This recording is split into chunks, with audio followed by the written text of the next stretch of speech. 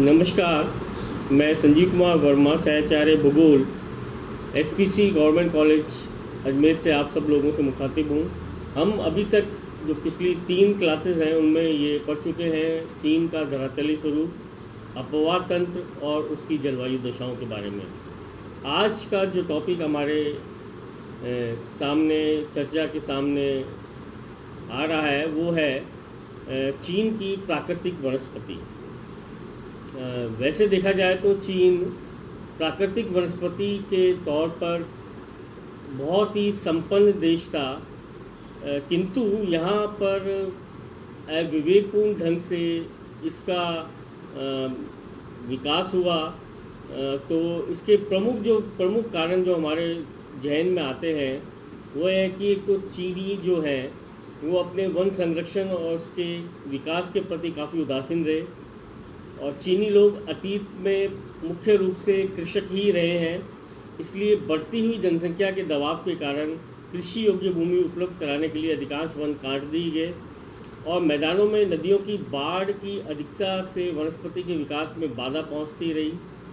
ईंधन भी एक बहुत प्रमुख समस्या यहाँ आती है, जिसके निराकरण के लिए वन काट दिए, और परिवहन के मार्गों के विस्तार की योजना के कारण भी वन काटने लगे। और सामान्यतः मध्यकाल में सामंती युग में चीन में वनों में आग लगा दी जाती थी, जिससे वन में पशु बाहर निकल आते थे और उन्हें गोली मार दी जाती थी। इस प्रकार भी वनों का आस धीरे धीरे बढ़ता गया, और जापानियों का जब तक इस देश पर नियंत्रण रहा तो उन्होंने भी इस वन संपदा का बहुत ही अविवेकपूर्ण ढंग से शोषण किया।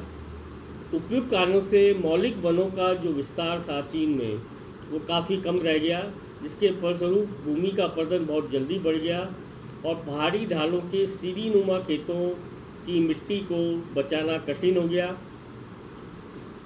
नदियों में भीषण बाढ़ें आने लगी और जनधन माल की भारी क्षति पहुंचने लगी, जिससे चीन ने एक बहुत ही महत्वपूर्ण योजना बनाई, जिसे हम चीन की या साम्यवादी चीन की 1967 की एक प्रमुख योजना भी कह सकते हैं वनों के विस्तार के लिए।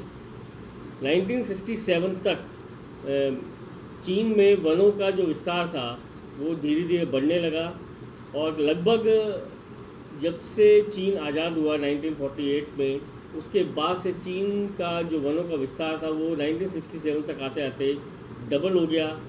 चीन ने कई पौधे इस योजना के तहत मुफ्त बांटे। उन्होंने प्रवचनों पत्रिकाओं के द्वारा सूचनाएं प्रसारित की। वन केंद्रों पर कई नई योजनाएं लागू की गई, और इन वनों का नाम चीन ने साम्यवादी वन और देश प्रेम वन आदि रखा। चीन की महान दीवार के सहारे भी वनों का एक लंबा चौड़ा परियोजना चल रही है, जिससे गोबी के मरुस्थल का जो विस्तार है वो रुक गया है।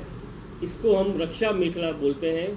नदियों की बाढ़ों के अवरोध के लिए नदी घाटियों में वन लगाए जा रहे हैं। चीन के देश में पूरी तरह से ढंग से आंकड़े उपलब्ध नहीं हैं, फिर भी हम ये मान के चलते हैं कि चीन ने अपने यहाँ करीब 17.8 करोड़ हेक्टेयर भूमि में स्थायी घास क्षेत्र लगा लिए हैं। चीन के जो वानस्पतिक भाग हैं उसको हम 3 प्रमुख भागों में बांट सकते हैं। पहला जो वानस्पतिक भाग है वो कहलाता है मरुस्थलीय वनस्पति, जिसमें आडोस, गोबी, टकला मकान आदि मरुस्थलों में शुष्क वनस्पतियाँ मिलती हैं। इनमें झाड़ियाँ हैं, छोटी छोटी घासें पाई जाती है। लोइस के पठारी भाग में घाटियों में कांटेदार झाड़ियाँ एवं छोटी छोटी घासें और पॉपुलर तथा विलो के वृक्ष मिलते हैं। लवण सह वनस्पतियाँ तटीय भागों में पाई जाती हैं। दूसरा वनस्पतिक भाग है शुष्क पर्वतीय वनस्पति। पश्चिमी पर्वतीय भाग में घास तथा वृक्षों के मिश्रित क्षेत्र मिलते हैं। कहीं कहीं घास तथा झाड़ियों के मिश्रित क्षेत्र भी मिलते हैं। सिंचाई कांसू सिंकियाग प्रदेशों में इस प्रकार की वनस्पतियाँ मिलती हैं। तीसरा और प्रमुख भाग है वन प्रदेश, जिसको हम 3 भागों में बांट सकते हैं। पहला है चौड़ी पत्ती वाले उष्ण वन।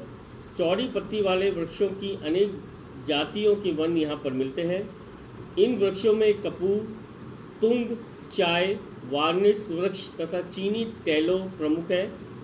फुकिन, क्वांगसी, पश्चिमी क्वांगतुंग तथा यूनान प्रांतों में सदापर्णी वृक्ष मिलते हैं, जिनमें यूनान का नारियल का वृक्ष और अन्य भागों में लीची, सेमल, पपीता और अनानास आर्थिक दृष्टि से उल्लेखनीय है।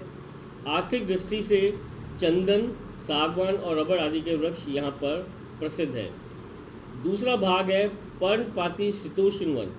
चीन के उत्तरी पूर्वी भाग तथा उत्तरी चीन के लोएस पठार के पूर्वी भाग की पहाड़ियों में एल्म, शहतूत, पोपलर और फल वाले वृक्ष अत्यधिक मात्रा में मिलते हैं। तीसरा जो वन प्रदेश का प्रमुख भाग है वो है मिश्रित और शंकुल वृक्षी वन।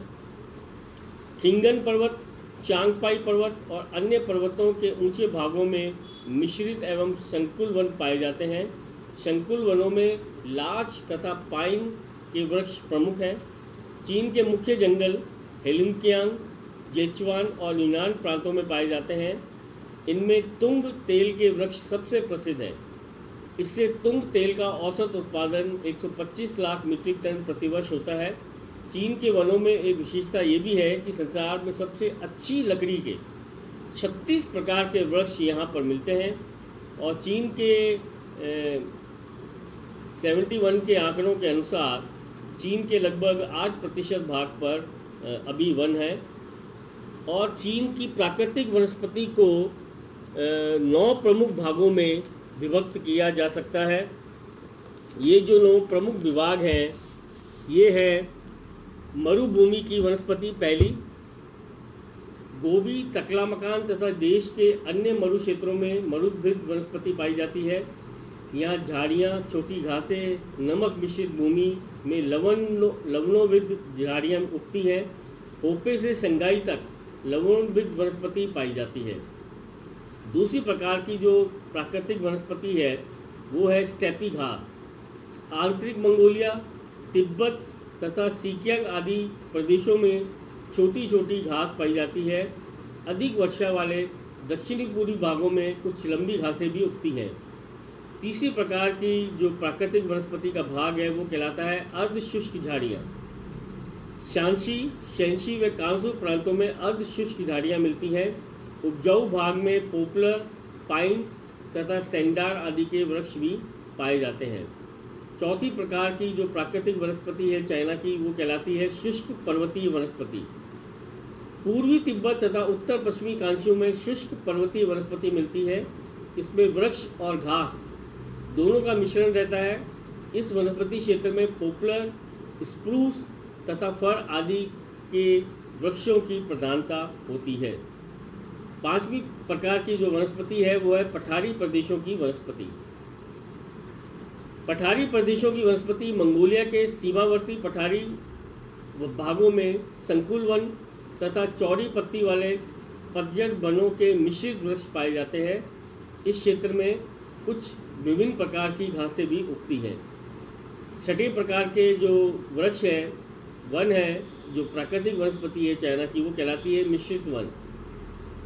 दक्षिणी, पश्चिमी तथा उत्तरी पर्वतों की ऊंचाई व ढाल के अनुसार कोनदारी व पतझड़ मिश्रित वन मिलते हैं।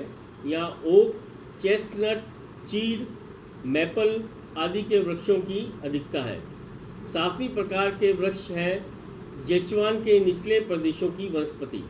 जेचुआन की निचली घाटी में साइप्रस, बांस, ताड़, बरगद आदि के वृक्षों की अधिकता है। कहीं कहीं पर ओक के वृक्ष भी दिखाई देते हैं। आठवीं प्रकार के वन है उपोष्ण वन।